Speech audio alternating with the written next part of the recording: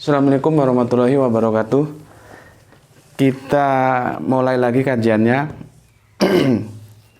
sesuai dengan situasi yang sedang kita hadapi, bahwa ada himbauan supaya masjid-masjid tidak melaksanakan sholat Jum'ah. Maka kajian kita hari ini adalah ambil topik seperti ini. Sholat Jum'ah di mana? Sholat Jum'ah di mana? Nih judul kajian kita. Sesuai dengan yang sedang terjadi. Oke, aku hapus. Oke, hapus. Sini. Aku jelaskan dulu. Dalam dunia hukum itu ada yang biasanya menjadi pedoman mereka dalam melihat sebuah kasus. Itu ada satu namanya korpus. Terus dua ada lokus.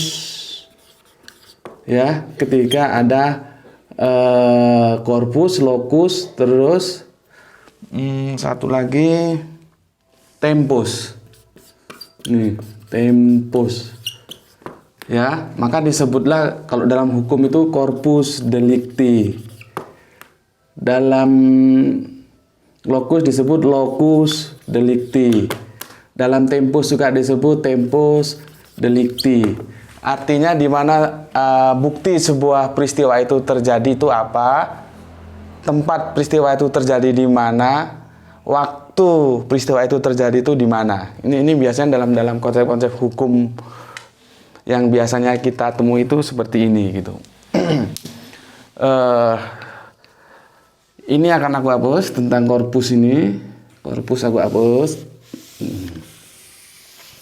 Gini, dan ini juga aku hapus. Tinggal lokus dan tempus gitu. Lokus, aku ulangi lagi, itu lokal atau tempat. Oke. Tempus itu tempo atau waktu. Nah, kita akan mendiskusikan dengan pendekatan ini, yaitu lokus dan tempus. Oke. Nah ya. Sebentar, minum dulu. Bismillahirrahmanirrahim.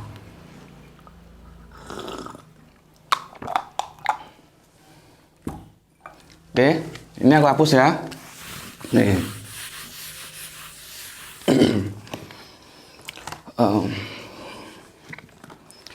Sebentar, aku buka dulu di sini. Oke. Kalau kita ngaji dulu, kita zamannya masih kecil, masih ngaji-ngaji itu, kita diajarin oleh guru-guru ngaji kita itu begini. Apa yang disebut dengan rukun Islam itu ya, mulai satu itu syahadat. Oke, dua sholat. Oke, tiga zakat. Oke, empat puasa. Oke, lima haji. Gini biasanya waktu kita masih kecil dulu. Syahadat itu ya sebuah kesaksian gitu loh. Nanti ini akan kita bahas tersendiri karena ini asik membahas syahadat itu. Karena banyak teman-teman di luar Islam yang bertanya, yang disaksikan apanya gitu. Padahal ini kan kesaksian tentang Allah dan Nabi gitu loh. Kapan ketemu Nabi, kapan ketemu Allah gitu. Nanti kita bahas. Itu pada season tersendiri tentang syahadat itu. Sekarang sholat. Sholat ini dia ya, sholat ya. Ini tempus ya. Ini tempus, ini lokus. Sholat ini dia tidak diikat oleh lokus. Tidak. Tapi dia diikat oleh tempus. Ya. Oke. Sekarang zakat. Tempus sama lokus. Zakat ini diikat oleh tempus. Dia tidak diikat oleh lokus. Sorry. Nah. Artinya waktu itu mengikat zakat, ya. Sholat itu juga diikat oleh waktu. Gitu loh. Tempusnya itu mengikat itu. Makanya kalau ada yang lagi gonjang-ganjing sekarang zakat minta diajukan itu juga, aku kadang-kadang berpikir juga ya, tapi yang ngomong ulama, terus gimana itu? Ya kita tidak usah terlalu keburu-buru menyalahkan dan juga tidak usah terlalu buru-buru membenarkan, karena yang ngomong ulama kita tunggu aja gitu. Ada nggak argumentasi dalilnya gitu loh. Karena yang namanya Al-Quran itu, yang namanya hadis itu menjadi fundamental dalam sebuah istinbat hukum gitu loh. Kalau hukum zakat itu, karena dia menggunakan diksi itu diajukan, berarti kan ada faktor waktu gitu. Berarti yang dia bilang zakat fitrah gitu loh. Zakat fitrah itu harus dibayar itu dari beberapa pendapat, itu paling cepat itu awal Ramadan, itu paling cepat. Nanti paling lambat itu sebelum sholat Idul Fitri gitu loh. Jadi di luar itu tidak boleh gitu loh. Tidak boleh karena dia diikat oleh waktu. Namanya saja zakat fitrah, fitri. Itu saling terkait. Artinya apa? Ketika fitri nanti tidak ada lagi orang yang nggak makan. Nuansanya kan di sana semangatnya. Nggak ada lagi orang susah, nggak bisa makan gitu loh. Semangatnya tuh di sana lah. Kalau ini diajukan ke depan terus gimana nanti, kan sudah keluar dari konteksnya gitu.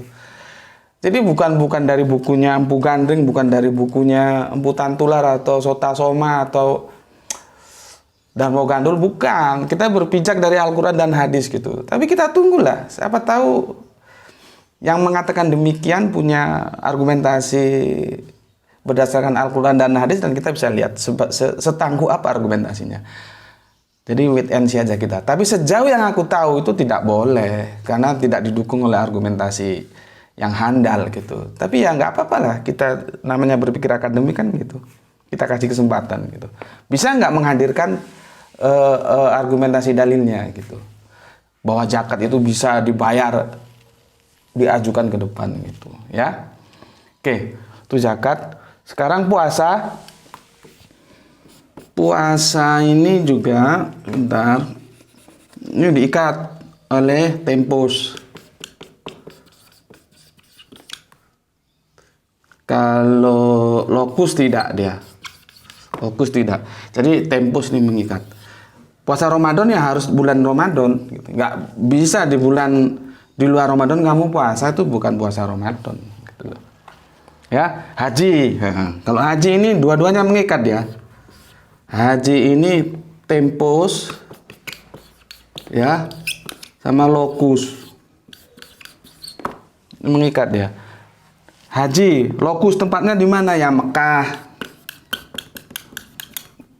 Madinah.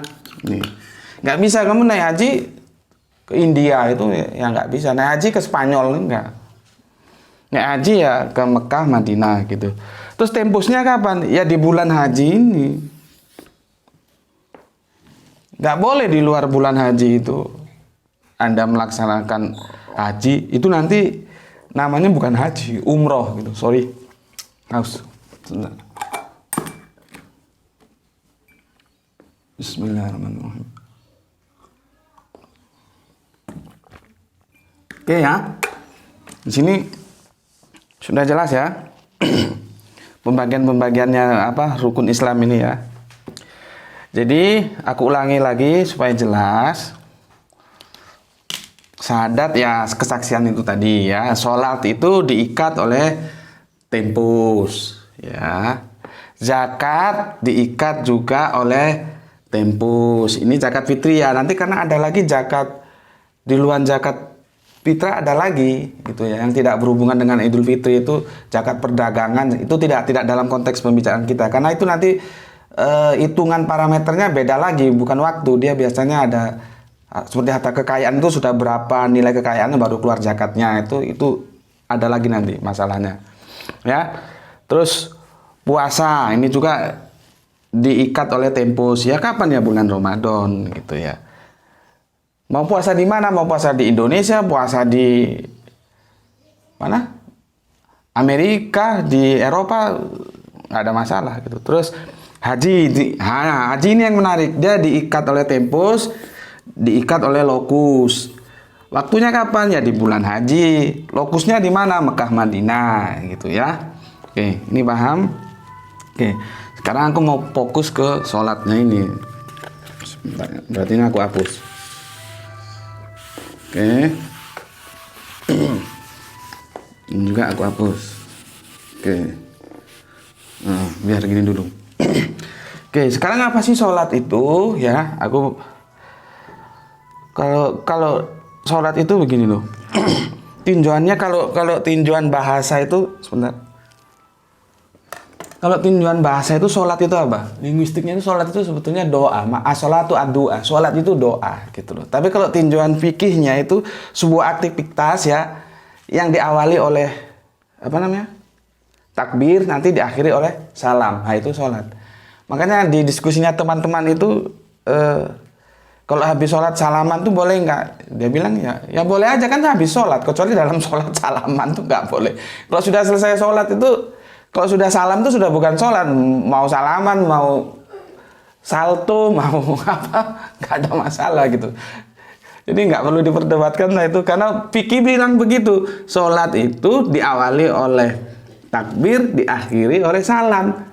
Setelah salam mau apain ya terserah lu gitu. Habis sholat mau langsung keluar ya monggo-monggo aja. Habis sholat mau salaman ya monggo-monggo aja. Habis sholat nggak salam nih ora apa-apa gitu loh. Oke, itu klasik lah itu ya, diskusi-diskusi klasik. Oke, jadi sudah jelas ya. Sholat itu adalah menurut tinjauan linguistik itu doa gitu loh. Menurut tinjauan fikih adalah sebuah aktivitas diawali oleh takbir, diakhiri oleh salam gitu. Oke. Sekarang aku baca ini sebentar. Aku baca untukmu.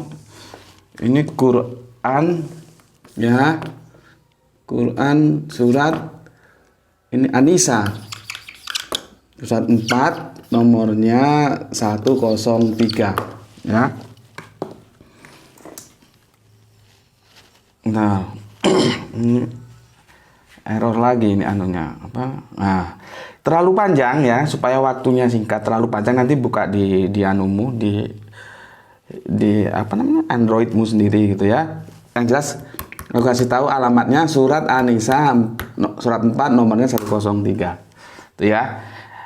Jadi begini, di ujungnya itu nanti kamu lihat di bagian ujungnya. Sungguh sholat itu adalah kewajiban yang ditentukan waktunya atas orang-orang yang beriman. Nah, jadi seperti yang dijelaskan tadi, sholat ya itu ditentukan waktunya, tempus. Dia terikat oleh tempus, bukan oleh lokus. Ini ya, itu ya, bukan oleh lokus gitu. Atau aku bikin sini supaya lebih jelas lagi. Ini. Karena kita sekarang fokus ke sholat ya. Sholat. Oke, kok kurang anu ini. Sholat. Sholat ya. Lagi-lagi. Ini ada tempus. Ini ada lokus. Ya, jadi sholat ini ya di surat An-Nisa 103, sungguh sholat adalah kewajiban yang ditentukan waktunya atas orang-orang beriman. Waktu, dia punya waktu sendiri-sendiri. Sebentar, ditentukan oleh waktu, gitu. Tapi dia tidak ditentukan oleh lokus. Coret ya. Kamu mau sholat di rumah, sholat di kantor, sholat di kebun kalau kamu petani, sholat di pinggir pantai kalau kamu nelayan, apalagi sesuai dengan di mana kamu berada. Sholat di warungmu kalau kamu punya warung nggak ada masalah ya. Tapi tempus ini mengikat. Oke ya. Oke. Sekarang kalau aku lihat dari berita-berita yang tersebar, katakanlah para ulama gitu ya. Para ulama, para tokoh, para orang-orang pinter. Ulama itu orang pinter-pinter. Kalau orang pinter itu alim. Jadi singkat berulang. Dalam mensikapi keadaan seperti ini, mereka menggunakan argumentasi hadis ini. Ya, aku bacakan. Dari Ibnu Abbas radhiyallahu anhu, bahwasannya dia pernah berkata kepada muazzinnya ketika hujan turun, gitu.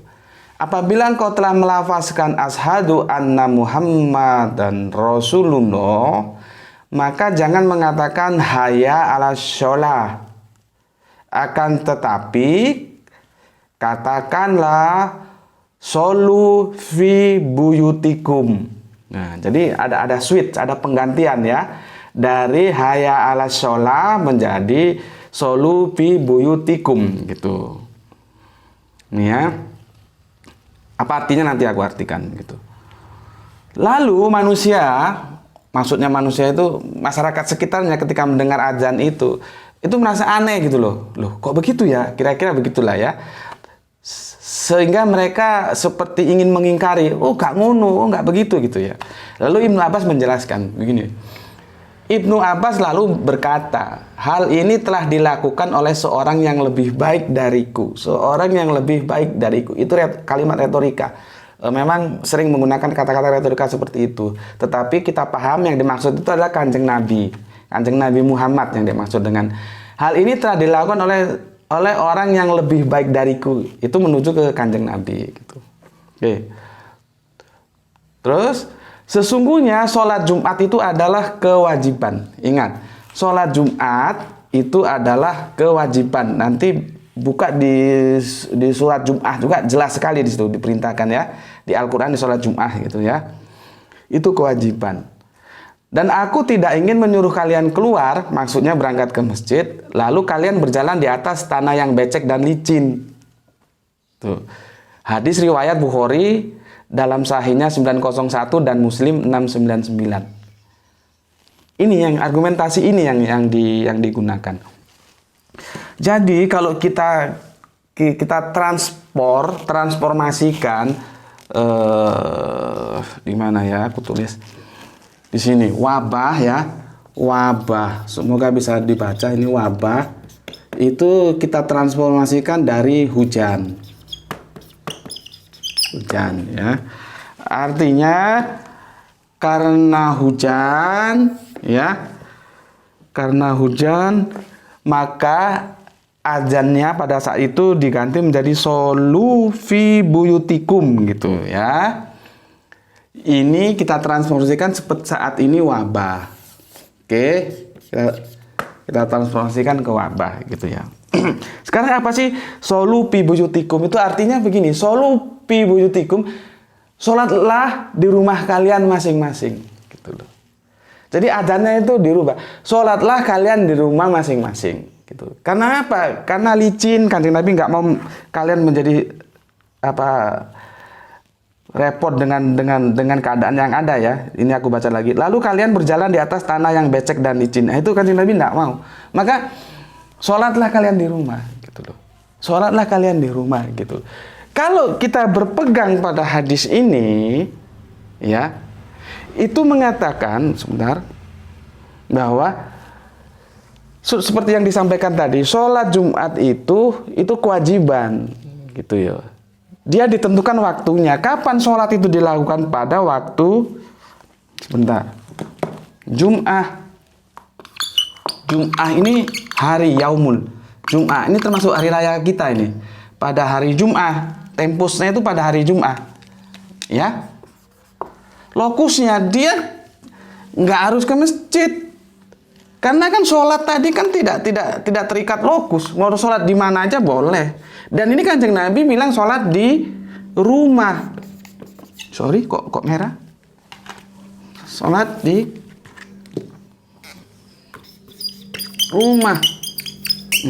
Nih, sholat di rumah. Suruh sholat di rumah. Karena dia tidak terikat lokus. Mau di rumah, mau di masjid, mau di kantor, boleh sholat. Karena sholat itu ibadah yang tidak terikat oleh lokus, dia terikat oleh tempus. Karena konteks kita hari ini sholat Jum'ah, ya kalau pada waktu masuk hari Jum'ah, yaumul Jum'ah, kita diwajibkan sholat Jum'ah. Itu tempusnya yang mengikat, lokusnya terserah di mana aja. Terus kita kembalikan ke hadis ini, Kanjeng Nabi bilang sholat di rumah. Maka sebuah halangan yang berupa hujan atau wabah itu tidak menggugurkan sholat Jum'ah. Tidak menggugurkan. Hadisnya jelas gitu, tidak menggugurkan. Artinya apa? Memang ada hal-hal yang menggugurkan sholat Jum'ah itu nanti kita seperti sakit terus safar itu nanti kita diskusikan di tempat dan waktu yang lain. Tapi yang jelas halangan-halangan wabah dan hujan itu kalau kita tarik ke hadis itu tidak menggugurkan sholat Jum'ah. Artinya sholat Jum'ah itu tetap dilaksanakan. Di mana? Ya di rumah itu, seperti hadis Kanjeng Nabi, sholatlah kalian di rumah kalian masing-masing. Maka pesan dari aku, kita tidak tahu keadaannya apakah masih tetap berlangsung seperti ini. Kalau Jumat besok ternyata masjid-masjid, ya kadang-kadang kita sedih juga ya. Seperti kemarin aku sholat itu harus mencari masjid, berkeliling dulu, tapi alhamdulillah akhirnya ketemu karena masjid yang biasanya aku sholat tutup gitu loh. Kalau memang besok masjid tutup, tidak ada tidak melaksanakan sholat Jumat berjamaah, pesan dari aku, karena sholat Jumat itu wajib, laksanakanlah sholat Jumat itu di rumah kalian masing-masing, karena begitulah yang dipesankan oleh junjungan kita Kanjeng Nabi Muhammad. Oke, sampai sini kajian kita, nanti kita lanjutkan bahasannya berikutnya. Assalamualaikum warahmatullahi wabarakatuh.